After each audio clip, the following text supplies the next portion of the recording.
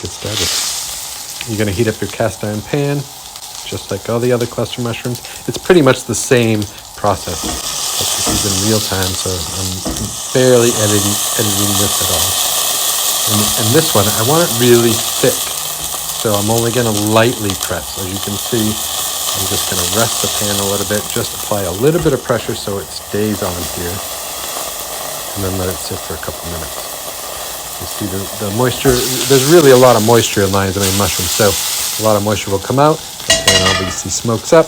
I didn't set off the fire alarm today, which is a plus. And it creates this even sear on the surface, as you can see. It's just a gorgeous, gorgeous golden brown color. I haven't seasoned this at all yet. Just a little bit of olive oil in the pan. I'm using olive oil because I want that richer consistency. And remember, there's no fat in the mushrooms at all. So I'm going to press the other side here just for another minute or two. Let the pan rest on top.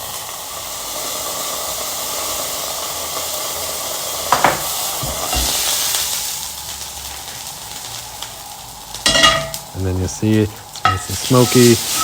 Always have an extra towel around just to wipe the bottom of the other pan because you're going to need that. Now both sides are seared really well. Now I'm going to season it a little bit.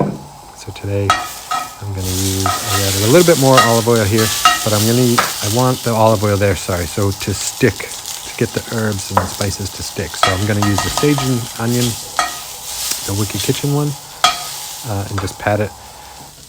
Just that's it. No salt, no pepper, and just using that. I'm going to pop it in the oven just for 5 minutes, 200 degrees, just to heat it up.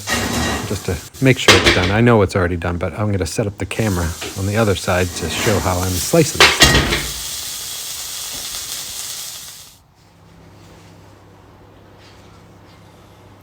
So from here, you can see, I get to actually speak on this one. So here, just check it out. It's amazing.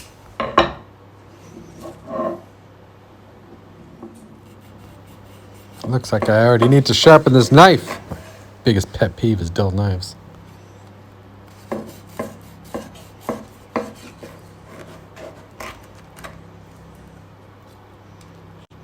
Damn. So trying the lion's mane mushroom. Oop. Once I get it off the knife. Look at how amazing this looks. It's so freaking juicy. It's so awesome. All right. This is the answer. This is freaking amazing. Amazing.